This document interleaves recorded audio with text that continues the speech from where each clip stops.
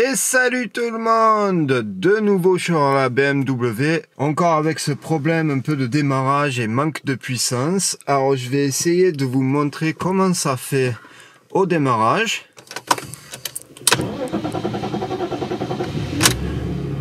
Voilà, cool, j'ai pu vous montrer comment ça fait. Alors j'ai déjà fait quelques étapes, mais là on va rebrancher l'ordinateur.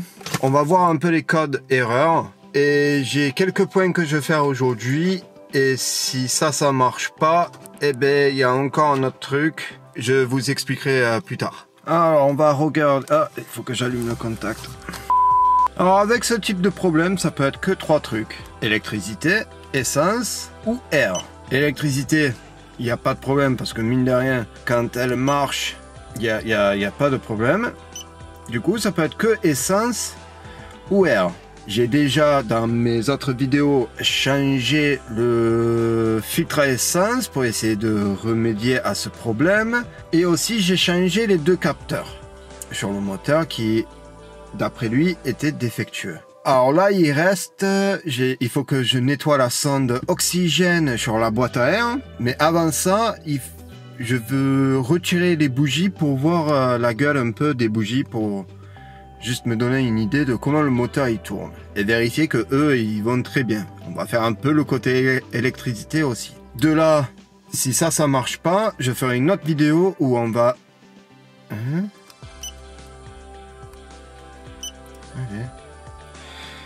et si ça marche pas, je ferai une autre vidéo où on va nettoyer les injecteurs. Alors n'oubliez pas de vous abonner pour voir ça. J'arrivais pas à lire les codes erreurs parce que j'avais pas entièrement allumé le contact. Alors on va voir les codes erreurs ensemble. Alors on a quoi? Encore l'essence.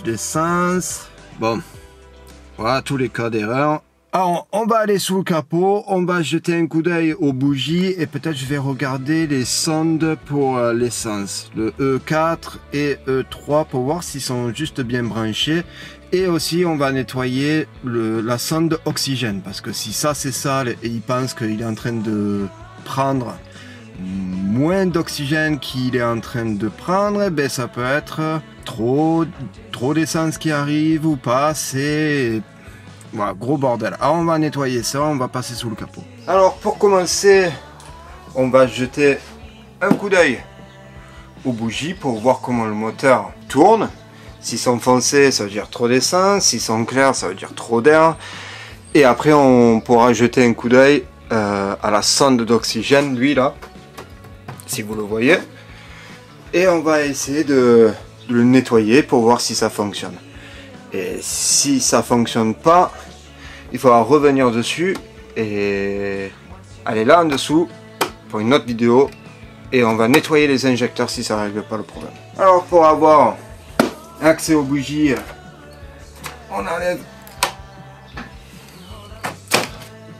ce qui cache le filtre pollen. Le mien il est bien pourri, c'est cool. Et après derrière on a 4 T30.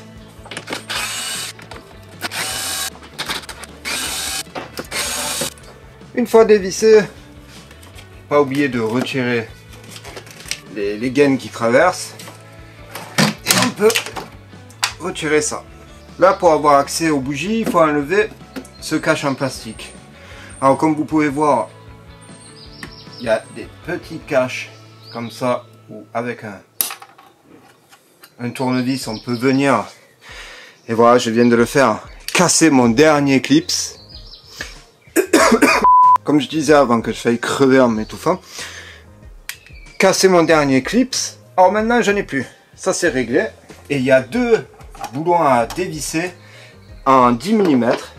Mais ce que je viens juste de voir, je vais vous montrer, je sais pas si vous voyez là dedans, mais j'ai de l'huile. Alors, est-ce que c'est là depuis que j'ai remis un peu d'huile dans le moteur et j'ai fait mon gros caca et ça a coulé de partout? Ah, ben voilà l'autre bout du plastique du clips. Alors, est-ce que c'est moi qui a fait vraiment n'importe quoi? quand j'ai mis l'huile, ça a coulé là-dedans? Ou est-ce que j'ai un problème? On va enlever ce cache et on va regarder tout ça. Alors, comme je disais, c'est 2 boulons 10 mm. Et n'oubliez pas d'enlever ça.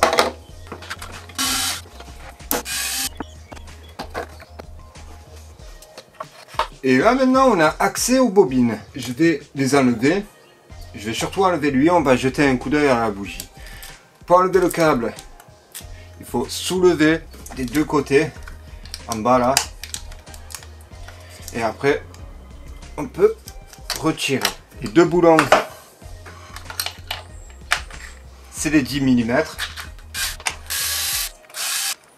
Et là on peut retirer la bobine. Alors, la bobine a l'air d'être très propre. Bon, l'huile là, c'est moi qui viens de mettre l'huile dessus. Et là, je vais retirer la bougie et on va jeter un coup d'œil. Pour retirer les bougies, c'est une douille en 16 mm, une longue. Et il y a des douilles pour les bougies. Ça veut dire ils ont un truc en caoutchouc à l'intérieur pour choper la bougie.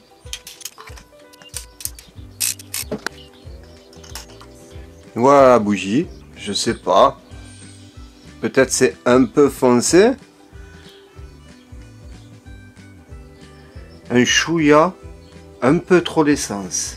Alors ça peut être un problème d'air. Ou ça peut être le problème des injecteurs qui sont sales. Au lieu de vaporiser l'essence, ça tire surtout en 2G. Et ça le crame pas assez bien et c'est pour ça ça fait noir. Je vais enlever les autres bougies. Je vais les nettoyer un peu. Bon, j'ai retiré bougie numéro 1. C'est un tout petit peu plus clair. Un tout petit peu. L'autre, je l'ai nettoyé un peu. Et aussi l'autre truc que je voulais dire avant de continuer, c'est ne mélangez pas les bobines, hein. Classez-les bien. Ça c'est numéro 1.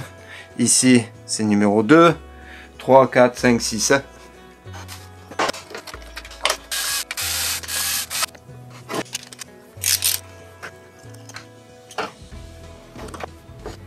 Bon, j'ai tout enlevé, j'ai tout regardé. Ils sont tous à peu près pareils, ils sont en bon état, j'ai rien vu d'exceptionnel. J'aurais à dire que peut-être sont un peu foncés. J'ai les anciennes bougies et comme on peut voir, les anciens sont bien sûr sont un peu noirs, mais les bouts sont un peu plus clairs. Alors ça me dit qu'il y a quand même trop d'essence qui arrive. Ça peut dire que bien sûr la sonde oxygène ici, il peut être un peu sale et du coup il n'arrive pas à calculer l'air qui passe. Du coup, il envoie encore plus d'essence. Bon, je suis content que ça envoie plus d'essence que pas assez.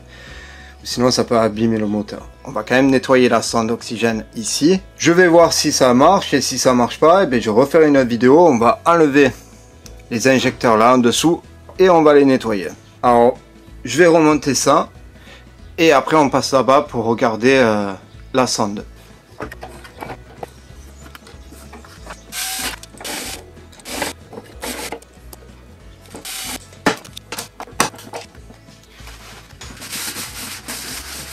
Et bien sûr, je remets pas les clips parce qu'ils sont tous cassés maintenant. Alors ça va rester comme ça. Alors on passe à la sonde d'oxygène. Alors pour avoir accès à lui, il faut enlever le couvercle. On n'a que des clips autour.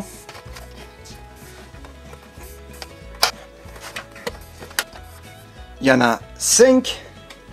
Alors un ici, un là, un là. Un ici et un là en bas. On va virer les 2 clips qui sont derrière. Ok, avec ça de virer, c'est lui qu'on veut. Il faut dévisser ce collier. Pour débrancher, très simple, on appuie dessus, on tire, ça vient, pas de problème. Là on va dévisser. Et voilà notre sonde à oxygène. Alors c'est lui dedans qu'il faut nettoyer. Il existe un produit pour bien nettoyer les contacts à l'intérieur. Je suis pas arrivé à en trouver, je suis allé voir de partout. Alors je vais me servir du super dégraissant pour frein. Normalement ça devrait pas poser de problème. Ouais, il faut juste asperger et voilà. Quoique, avant d'utiliser le dégraissant pour frein, j'ai aussi du nettoyant contact. Bon, au final, je me suis servi des deux produits. Avant de le monter, assurez-vous que c'est bien sec de partout. Du coup, moi j'ai pris un peu d'air comprimé et j'ai soufflé à l'intérieur pour accélérer le processus. Et là, on peut remonter. Alors, c'est côté grillé comme ça, qui est côté boîte à air.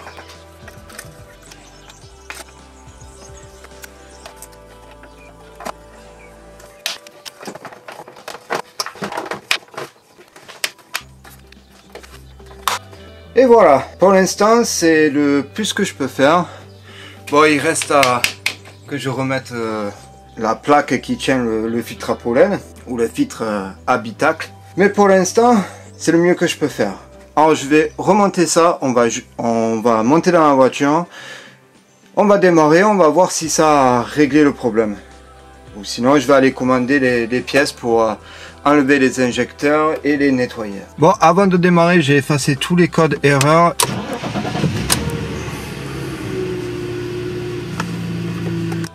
Déjà, ça a démarré mieux que tout à l'heure, mais ça veut rien dire avec moi. Il y a des jours, il n'y a pas de problème, et après il y a des jours où ça s'arrête jamais.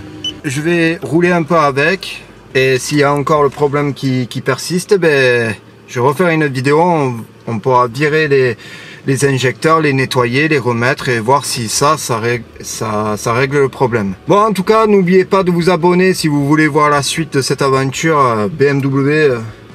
C'est génial.